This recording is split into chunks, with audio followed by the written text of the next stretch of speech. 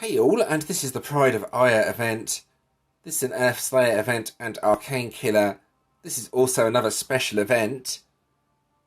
So I don't really have too many Earth Slayer teams, so in the end I've decided to use my Water Slayer team that I was using in the previous Slayer event. This team is surprisingly effective actually. I have two variants of the team. The first team here hits far harder but is slower as you need Eire. Sometimes I'm getting around 25 Q out of this team. So it is a pretty effective team. I will start with this team and talk through it in case you want to use something similar. Valhalla's Vanguard. This is the Arcane Killer ultimate form. This is an ambushing card. Creates a lot of water power gems when you use it the first time around. Not so many later on, but still a decent card.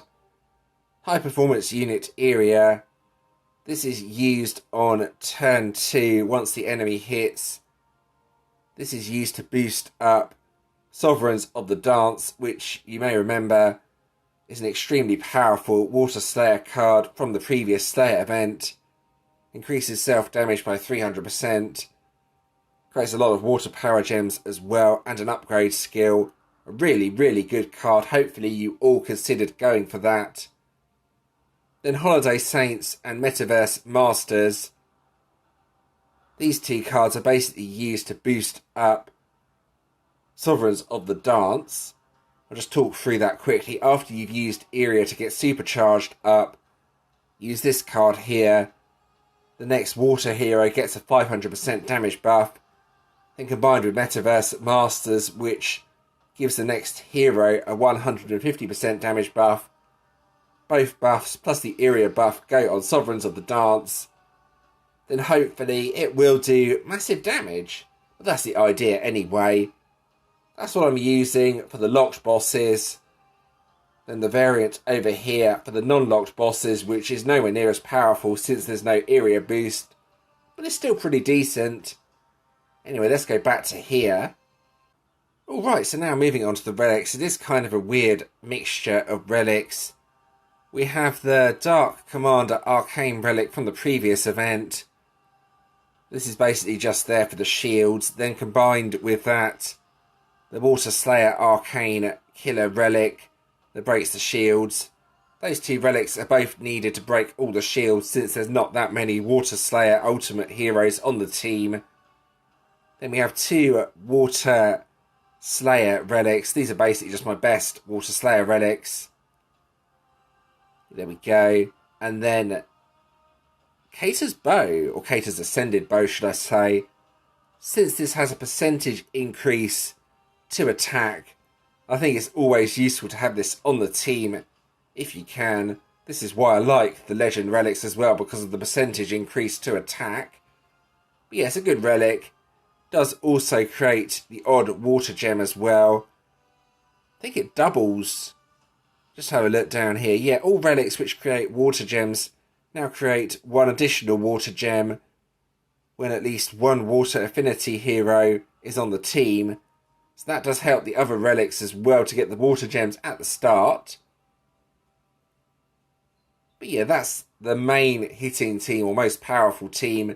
It's only really effective on the locked bosses, but I will try it on the Umbrals as well. Any non-locked Umbrals, I might be able to get something on them. Alright, now scrolling across. This team is basically a turn 0 team, so to speak. It doesn't do anywhere near as much damage, but it's still pretty effective. The main change to the team is that I have Black Flag Marauders on the team. This is mainly for the upgrade skill on the card. I don't have that many decent Water Slayer cards as well, so I kind of need a commander card to replace Eire. That's the main change to the team, and then just go left to right on the very first turn. Then hopefully do decent damage. A few slight changes to the relics as well, just to make sure I get enough water gems at the start. Sometimes I don't though, even with this relic setup. The main changes to the relics are this Immortal Killer relic, and if we scroll across, a slight change here, we have this relic. which is a chaotic relic. I believe Santa, or more specifically Holiday Saints, is a chaotic card which works with that relic. But there we go, that's the teams I'm using. So what other options are there? Well, of course, you can use the Jailers, since this is an arcane event. Arcane attack by 1200% when you get a delay on the enemy. That's going to be a pretty popular choice for those who don't have the event deck, I would have thought. Most teams I've seen are using Metaverse Masters. Let's just bring up the card. There we go. This is a popular choice for nearly all events, since it boosts up any card by 150%. So yeah, those are the two cards I'd recommend trying with whatever Earth Slayer cards you have, and see hopefully what sort of damage you can do. And you should be able to beat my Water Slayer teams with a bit of luck. If you can't, and you do have these cards for the Water Slayer teams, I would highly recommend trying that instead. You can also try an Earth Commander team. I think I did that in the last Earth Slayer video. It's never that effective, but it is always an option. I'm not focusing on the Vault during this video since it's a Slayer event. So let's move on to the actual event. Here we go. Alright, so I have a Corellium and a Radiant up. There is also someone else's Umbral, but I think I'm going to leave those for now. The Corellium and Radiant bosses are good enough to show you what my teams can do. So for the Corellium boss, or anything that's not locked, I will be using this team and then hitting it once. So this can sometimes do 7Q on the very first turn. Sometimes it doesn't give me enough water gems. This time it has. It's pretty occasional though when it doesn't give enough water gems to activate right at the start. But it is an easy left to right team, like so. Considering it's a water team, it's surprisingly effective. I really don't have any good earth teams, unfortunately, apart from commander decks. Now that was actually a really bad hit. It normally does at least 5Q on turn 0, but there we go. That's what it did this time around. Let's see if I can get an Umbral quickly. Probably not. Otherwise I'll try that Radiant with my other team. You can see though, Umbrals are quite difficult this time around. They're not being killed that quick as of late, or should I say as of now. I think later on in the event, when the Eternals start spawning, players may struggle, but we will see. Right, we lock that boss. And then hit it with 5 times battle boost. So this is quite a bit harder to use than my previous team. It's also slower as well, but hits far harder. You may have seen similar teams to this during the previous Slayer event. This is a better option than using a commander deck, that's for sure. The next turn, use Eire. Beware of the turn delay if you're using this team, as occasionally it will delay the enemy's turn, messing up the timing on Eire. And then just left to right seems to be the best way to use this team. Unfortunately, you don't very often get any loose power gems, so just do something like that. And check out the damage at the end, 22.4Q. And that's enough to take care of the Radiant pretty easily. The problem is now getting another hit going. It can be done, but it's quite hard to get enough Dark Gems and get Eire going at the same time. You can see Metaverse Masters is not active. Should be able to go on the next turn though. Bear in mind the first card, Valhalla's Vanguard, is an ambush card, so from here it's probably better to go middle, then 4-5, then 1. Like this. Let's see if you can get a few loose gems. There's one there, but there's nothing else to match, so I kind of have to do that. And then again, 13.2Q. So yeah, pretty decent team in all fairness. I'm surprised. This is much better than hitting maybe 2Q with an Earth Commander team.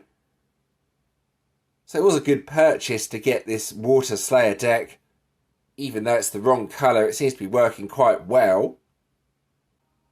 Alright, you may have seen, but there's guild ultimates and sometimes special solo bosses spawn as well. I haven't got any special solo bosses up at the moment. I've had a couple though, so I can only really talk about the ultimates, but they give the items needed for the special event, which I'll talk about in the next part of the video. Now these can get quite difficult.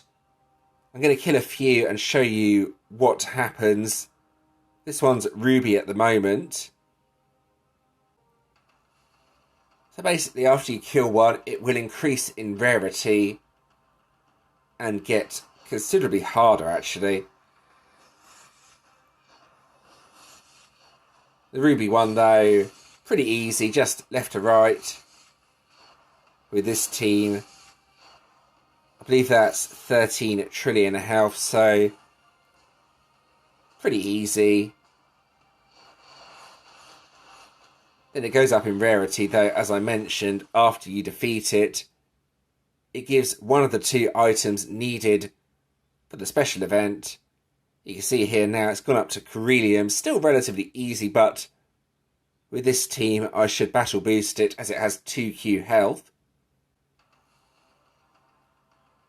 Right, there we go. Again, this should be pretty easy to take care of. That's a bit unlucky. Occasionally that does happen with this team. You don't get the gems that you need right at the start of the battle and you need another turn. I may need to adjust my relics slightly or even possibly adjust the team. Maybe swapping the last commander card for something. But that's something to worry about as the event progresses. I probably won't be using this team that much, as most of the bosses it will be too weak for. And now you will see, after I've taken care of this boss, it goes up to Umbral that has a lot of health, so now I'm going to leave that. So if you leave it to time out, it will reset to the lowest rarity again. So if you're struggling with the Umbral ultimates, and that's understandable as it does have 150Q health, that's about the same as solo Umbrals, and this is only level 200 as well. Probably will have more health, assuming it can level up as the guild bosses level up. But yeah, that's something to be aware of. If you let it time out, it will reset to the lowest rarity, allowing you to kill them again. And there's not much difference in the rewards, actually. You still only get one of the Crystal Clover shards, no matter what rarity it is at. It's just the trophies that are different, so yeah, if you can't kill the Umbral, let it time out, then start again and killing these bosses. Alright, let's have a look at the Pride of Eire feature in more detail. So what you can ultimately make here is a 6-star relic for your GVG defenders. But since this probably won't be more effective than using hammers, doesn't look especially exciting. Increases the chance for heroes to counter defender skills by 10%. That might be the selling feature of the relic. Now you do have to be a bit careful here. A guild care package is an absolutely ridiculous 10,000 gems. Don't accidentally buy one, otherwise you will regret it. The materials needed here though, the hearts are from the guild bosses, and the gold is from the occasional solo boss that spawns. The solo bosses are really rare though, but you should be able to manage the guild ultimates without too many problems to get the hearts. But yeah, it might be quite difficult to get the gold, so good luck getting the relic. You might manage it, but it's going to take a bit of grinding. Right, so let's finish claiming the collections and the 6-star hero. So this time around we have collection for Evolving Dogen, This is alright. It's better than something like gold, I guess, but still not an especially exciting collection. It would be nice to have something like GVG relics, or even legend relic collections. Haven't had one of those for quite a long time. Yeah, that's what's in the collection. The Orb of EXP is pretty nice though. Probably one of the best rewards there. Legends are not really used that much nowadays. They are occasionally, but not really in events, so not overly exciting. Then let's go ahead and claim this quickly. You can see I've nearly got enough coins to make another deck. I think I'm going to make the Light Commander deck. I will see what I get from the vault. If I get something decent from the vault, I may go ahead and upgrade the Water Slayer Ultimate Hero. Take it up a star to 2 pink stars. I think that will help me in all future Slayer events. Maybe I can start being competitive. Anyway, let's see what this is. Maybe something of use. Let's see. No, not of use. It's a very old Gen 2 hero. Okay, I've already got it as well. Right, and let's have a look what it is this time around. Considering I'm using a water team and I'm in Legends, I'm in Bronze at the moment, which is actually quite surprising. I might be able to stay in Legends this time around with a Water Slayer team, which would be quite funny actually. But what is it? Oh, yeah, of course. Oh, wow, that's a slight difference. I'm just going to go back. Yeah, so now you get... No, it's the same. It's just a different type of warden. I just wanted to have a look at that. Yeah, it's 2 copies of the warden, but the top reward is an ascended version and a normal version. So yeah, it is slightly different. But lower down you don't get the ascended version by the looks of it. But yeah, it's one of those special Vanguard wardens. I'm going to have to practice against these to see how difficult they are to defeat. I don't think that's going to be as tough as a higher pink star warden though. But we will see. It has a semi-decent battle skill on the card as well. So this could be the sort of card that can be used in multiple situations. I'm not sure. The Vanguard Flurry, though. Extra 100% damage every 3rd attack. You're seeing that on the Guild Ultimate bosses. Yeah, I'm just reading that. This bonus is increased even further the earlier the Vanguard appears in battle, so you want to put it in Defender slot 1, I would have thought, if you're going to use this. But yeah, it's an interesting change to the game, adding Vanguards. I need to practice against them to see how difficult they are to defeat. Right. Have a quick look at the news feed. Let's scroll up to here. Yeah, an interesting gimmick on the vault. Get max level event heroes. Not too exciting in all fairness, since you can level up your heroes pretty easily with potions.